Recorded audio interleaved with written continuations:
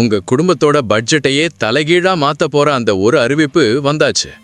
கூட்டுறவு வங்கியில அடகு வச்ச நகையை நினைச்சு வட்டி ஏறிக்கிட்டே போகுதேன்னு ராத்திரி தூக்கம் இல்லாம கஷ்டப்படுறீங்களா?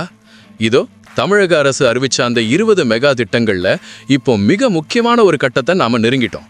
நகைக்கடன் தள்ளுபடி பெறுபவர்களோட அதிகாரப்பூர்வ பட்டியலை வங்கிகள் இப்போ தயார் செஞ்சுட்டாங்க. ஆனா இங்கதான் ஒரு பெரிய விஷயமே இருக்கு. 5 சவரன் வரைக்கும் நகை வச்சிருக்கிற எல்லாருக்குமே இந்த தள்ளுபடி கிடைக்குமா, இல்ல இதுல ஏதாவது ட்விஸ்ட் இருக்கா?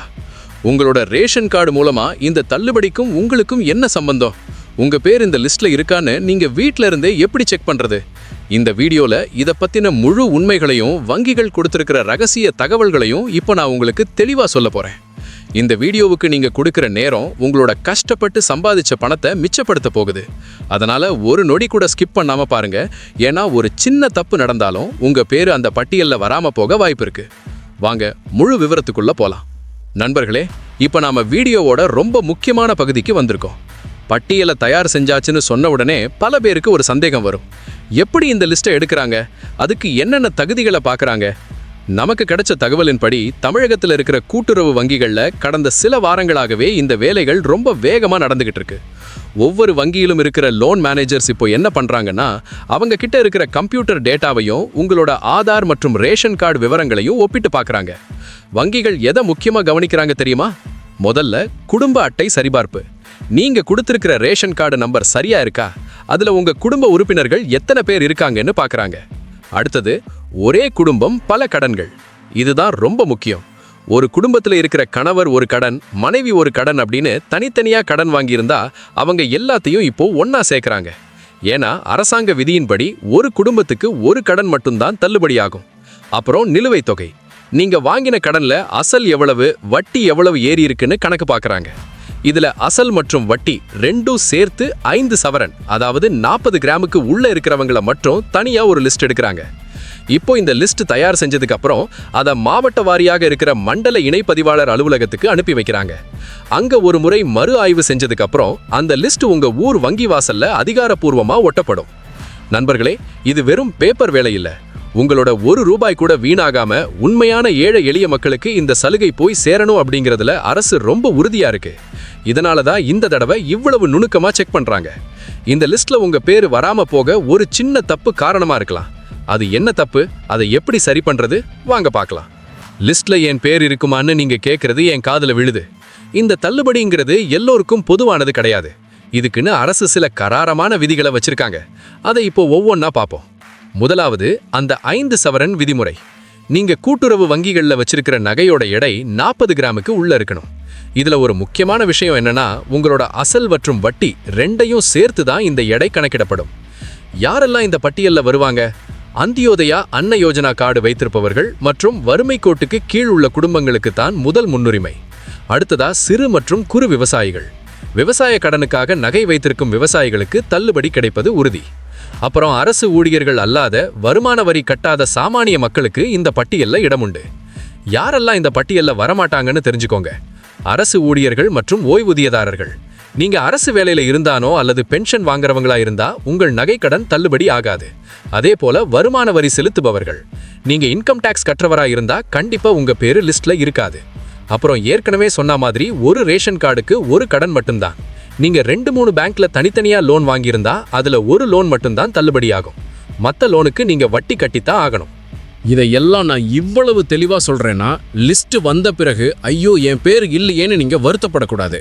இந்த தகுதிகள் உங்களுக்கு இருந்தா கண்டிப்பா சலுகை கிடைக்கும். ஆனா இப்போ இன்னொரு பெரிய கேள்வி. சார், நான் தகுதியானவன் தான், ஆனா லிஸ்ட்ல என் பேர் இல்லைன்னா நான் என்ன பண்றது? இதுக்கு ஒரு தீர்வு இருக்கு. அதை பத்தி அடுத்ததா சொல்றேன். சரி, என் பேரு லிஸ்ட்ல இருக்கான்னு நான் எப்படிதான் பாக்குறது? இதோ அதற்கான 3 எளிய வழிகள். வழி 1, உங்க பகுதி கூட்டுறவு வங்கி. முதல்ல நீங்க எந்த வங்கியில நகைக்கடன் வாங்குனீங்களோ அந்த வங்கிக்கு நேரடியா போங்க. ஒவ்வொரு வங்கியும் அவங்க தயார் செஞ்ச தகுதியான பயனாளிகள் பட்டியலை வங்கியோட அறிவிப்பு பலகையில கட்டாயம் ஒட்டணும்னு அரசு உத்தரவிட்டுவது. அங்க போய் பார்த்தாலே உங்க பேர் இருக்கான்னு கன்ஃபார்ம் ஆயிடும். இரண்டாவது வழி ஆன்லைன் போர்ட்டல். நீங்க வங்கிக்கு கூட போக தேவையில்லை. தமிழக அரசோட அதிகாரப்பூர்வ கூட்டுறவுத்துறை இணையதளத்துல இதற்கான லிங்க் கொடுக்கப்படும். அங்க போய் உங்களோட குடும்ப அட்டை எண் அல்லது உங்க கடனுக்கான ரசீது நம்பரை போட்டீங்கன்னா உங்க கடன் தள்ளுபடி நிலவரம் என்னங்கிறது ஸ்கிரீன்ல தெரிஞ்சிடும். மூன்றாவது வழி உங்க மொபைலுக்கு வர்ற மெசேஜ். இதுதான் ரொம்ப ஈஸியான வழி.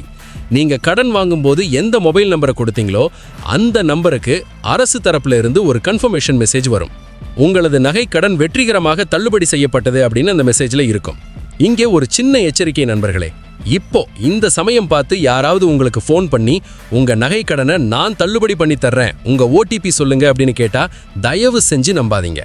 அரசு தரப்புல இருந்து யாருமே உங்ககிட்ட ஃபோன்ல ஓடிபி கேட்க மாட்டாங்க. அரசு திட்டங்கள் எல்லாமே ரொம்ப வெளிப்படையாக தான் நடக்குது. அதனால யார்கிட்டையும் உங்க ரகசியங்களை பகிர்ந்துக்காதீங்க. சரி, ஒருவேளை நீங்க எல்லா தகுதியும் இருந்தும் லிஸ்ட்ல உங்க பேர் இல்லைன்னா என்ன பண்றது? கவலைப்படாதீங்க. இது போன்ற புகார்களை தீர்க்க அரசு ஒரு தனிப்பிரிவு வச்சிருக்காங்க. நீங்க முதல்ல உங்க வங்கியில் இருக்கிற மேலாளர்கிட்ட ஒரு எழுத்துப்பூர்வமான மனுவை கொடுக்கலாம். அங்க சரியாகலைனா உங்களோட மாவட்ட கூட்டுறவுத்துறை இணைப்பதிவாளர் அலுவலகத்துக்கு போய் மனு கொடுக்கலாம். கண்டிப்பா மறு ஆய்வு செஞ்சு தகுதி உள்ளவங்களுக்கு தள்ளுபடி கொடுக்கப்படும். இப்போ சில பொதுமான சந்தேகங்களுக்கு பதில் பார்த்துருவோம். தனியார் வங்கியில நகை கடன் வச்சிருந்தா தள்ளுபடி உண்டான்னு கேக்குறீங்க. பதில் என்னன்னா, தமிழக அரசோட இந்த அறிவிப்பு அரசு கூட்டுறவு வங்கிகள் மற்றும் கிராம வங்கிகளுக்கு மட்டும்தான் பொருந்தும். தனியார் வங்கிகள் மற்றும் அடகு கடைகளுக்கு இது பொருந்தாது. அடுத்ததா, நான் 2024 கடன் வாங்கி 2025 கட்டி முடிச்சிட்டேன், இப்போ எனக்கு அந்த பணம் திரும்ப வருமானு கேக்குறீங்க. நண்பா, இது தற்போதைய நிலுவையில் உள்ள கடன்களுக்கு மட்டும்தான். ஏற்கனவே கட்டி முடிச்சவங்களுக்கு இது பொருந்தாது. முதல்வர் அறிவிச்ச அந்த 20 மெகா திட்டங்கள்ல ஏழை எளிய மக்களோட கடன் சுமையை குறைக்கிறது ஒரு முக்கியமான நோக்கம். அதனால தான் இப்ப வங்கிகள் இவ்வளவு வேகமா செயல்பட்டு லிஸ்ட் ரெடி பண்ணிட்டு இருக்காங்க. உங்களோட ₹1 கூட தப்பானவங்க கைக்கு போகக்கூடாது அப்படிங்கிறதுல அரசாங்கம் ரொம்ப தெளிவா இருக்காங்க. அதனால தகுதியானவங்க யாரும் பயப்பட தேவையில்லை. இதுவரைக்கும் நகைக்கடன் தள்ளுபடி பட்டியலை பத்தின அத்தனை விவரங்களையும் விரிவா பார்த்தோம். இந்த தகவல் உங்களுக்கு மட்டும் இல்லாம உங்க நண்பர்கள், உறவினர்கள்னு நகைக்கடன் வச்சுக்கிட்டு கவலையோட இருக்கிற ஒவ்வொருத்தருக்கும் போய் சேரணும். அவங்களுக்கு இந்த வீடியோ ஒரு மிகப்பெரிய தெளிவை கொடுக்கும். இந்த வீடியோ உங்களுக்கு பிடிச்சிருந்தா மறக்காம ஒரு லைக் தட்டி விடுங்க. ஏன்னா நீங்க போடுற ஒவ்வொரு லைக்கும் இது போன்ற பயனுள்ள தகவல்களை தேடி எடுக்க எனக்கு ஒரு பெரிய ஊக்கத்தை கொடுக்கும். நம்ம சாக்ஸார் சேனலை இதுவரைக்கும் சப்ஸ்கிரைப் பண்ணலைன்னா இப்பவே சப்ஸ்கிரைப் பண்ணிட்டு அந்த பெல் ஐக்கானை தட்டி வச்சுக்கோங்க. அப்பதான் இது போன்ற முக்கியமான அறிவிப்புகள் உடனுக்குடன் உங்களை தேடி வரும். தமிழக அரசின் அடுத்தடுத்த அதிரடி மாற்றங்கள் என்ன? 4 லட்சம் இலவச வீடு வசதி திட்டத்துக்கு எப்படி விண்ணப்பிக்கிறது? இதையெல்லாம் பத்தி அடுத்த வீடியோல விரிவா பார்க்கலாம். உங்களிடமிருந்து விடைபெறுவது உங்கள் சாக்ஸர். நன்றி, வணக்கம்.